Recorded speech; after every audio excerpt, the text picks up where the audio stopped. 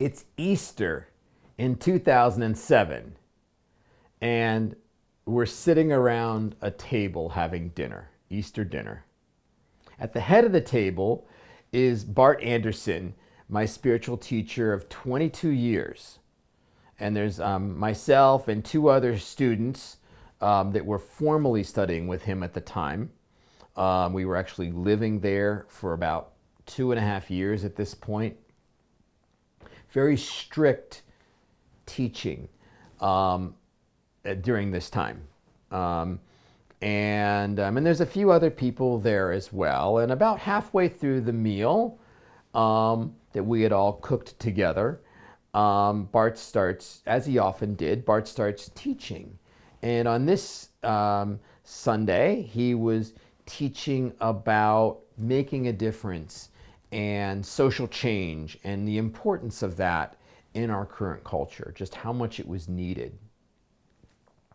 And after he taught maybe 5-10 minutes or so, I kind of blurted out, I want to make a difference through psychotherapy.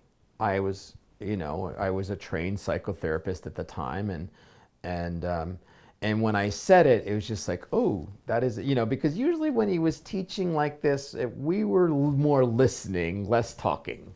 So he looked at me, and I was just, uh-oh. But he looked at me, and he just said, therapy is not enough. He said, you have to teach. And he said, that is why they come to you. And this caught me off guard because this is kind of a big deal in this spiritual tradition, which the closest thing would be like a Zen tradition. And it's like when your teacher asks you to teach, he's kind of saying you're ready to teach. And in one sense, it's kind of like the end of your training with him, at the very least, at the end of that phase of training. So I'm just like, holy crap, did he just say that? Did he just say what I think he said? Is kind of what's going through my head. And so what I said is I just said, wow, that's kind of surprising. I figured I wasn't really ready for that because the way you've been teaching me, you've been pointing out just how off the mark I've been, just how I've been floundering and how I've been, this is an illusion and this was more ego driven. And he said, yes, I know. He said, but you've been hanging out with me long enough that the likelihood of you teaching going haywire is really pretty low. He said, the only thing that's really in your way is your own self-doubt. And he said, so what you really have to do is you just need to claim it and declare it. He said, you just need to say, you just really need to say is, I'm ready to teach. And then I just kind of stood there going like with big eyes, and then I realized he wanted me to say that, and so I said, I pulled up the whatever strength I had left, and I just said, I'm ready to teach. And he had a big smile. He had this big charismatic smile, and that signaled to me that this was kind of complete. This had become almost a ceremony, if you will. And he said, yes. He said, you have to teach people a new way of being. So this is even more profound because about 3 months later, Bart Anderson passed away, which was very sad. But in a sense, it felt like it was time. His health was failing, and there was at least a sense, in some ways anyway, that he had kind of done what he had come here to do. At least has done as much of that as he was able to do at the time. And so I was left with that. Okay, his life was fulfilled, but now it's my turn to fulfill my charge, this charge that he had given to me, of teaching people. And so I started, slowly but surely, I started trying this out for size, and I started teaching some classes.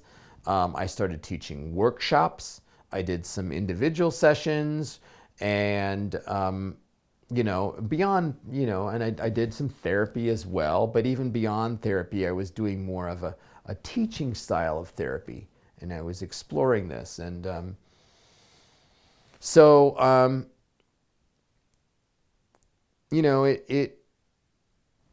it got discouraging in some ways. And the reason it was discouraging is, first of all, it was very humbling. And it was much easier. I mean, Bart was it was very natural for him. I suppose it wasn't at first, but toward the end, when my only memory is he did this very effortlessly, and it just kind of flowed through him in this beautiful way. And I found myself almost imitating him or trying to be him in a way, and that wasn't working out. So I was trying to get more authentic with it, which was challenging. Even more challenging was people weren't really showing up for my classes. At the very least, they weren't taking them very seriously. I'd do a 5-week class series, and they'd show up to the first one and the fourth one, and I'm just like, oh man, they're not taking it seriously, don't they? And to me, this work was like so important and so profound, and it just kind of broke my heart. It's like, so I figured I must be doing something wrong, and there was this feeling is that there's something missing, but I couldn't really put a finger on it. The only thing it felt like was that that the teaching I was doing was just getting kind of plastered over their life or their view of life, and it wasn't fitting, it wasn't integrating into their life correctly. See, and that was as much as I could figure out. Then one morning, so this went on for a while, and went on for one morning about 7 years after Bart passed. I woke up, and it was that first thought. I'm still lying in bed, and it was just like, I remembered the last thing he said to that charge. He said, "You have to teach people a new way of being." And it was kind of like, I figured that is the missing element. And so how is that the missing element? Well, rather than plastering teachings on top of things, the thing that needed to happen is I had to teach people a whole new way of being. Now, what was this? This created a new exploration, but to make a long story short, or at least less long, is that I renamed my business Natural Way of Being, okay, Natural Way of Being Coaching, okay, and I started my workshops and I created programs and workshops that taught a natural way of being. So that's kind of how I reformulated it.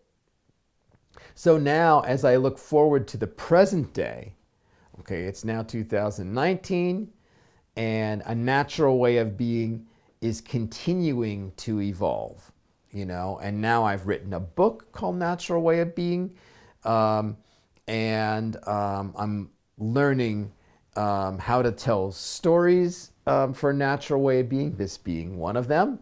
And it's evolving. But the difference is now that I think I've experienced it enough that I can tell that it's happening, and it's going to happen. And this charge that I've taken on is going to fulfill itself. I have a few more people coming.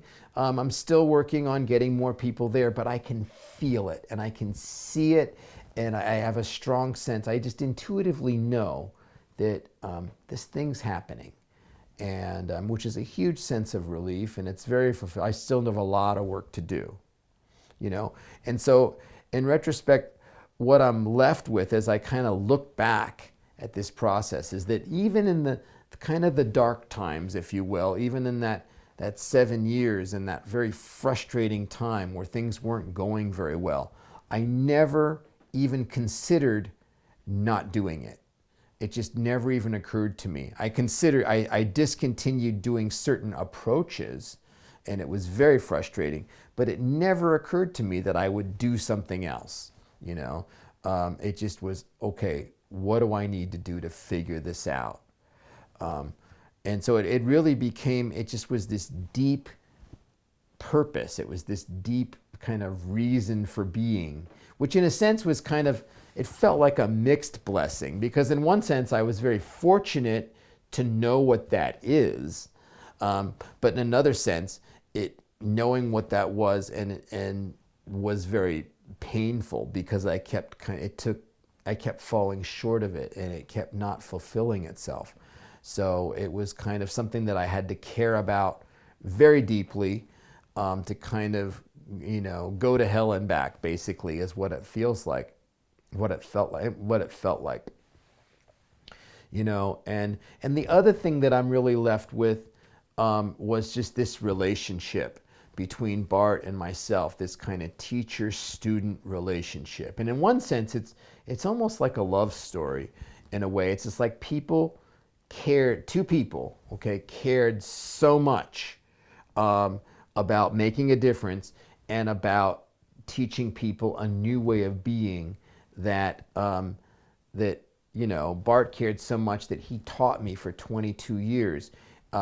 And he taught me enough to really hold my feet to the fire and to give me a charge, of like, go teach people a new way of being. And myself as well. I stayed there for 22 years. The last 2.5 of those years were very challenging and very confrontive, and the hardest thing, by far, the hardest thing I've ever done in my life. And I stayed there, and then I went through those dark times, of figuring out how to do that. And it's hard to explain, but just how powerful that was, that got passed, that it was kind of a changing of the guard. It was kind of a passing, the Native Americans would say, kind of a passing of the medicine from one person to another, so it can live on. The Zen lineages talk about it too, which I've already referred to. And what a powerful thing, and how much love and how much caring that required. So you just have two people that cared a lot, and how that, I can just feel it in my heart, is going to be the foundation that more and more people will be touched by this.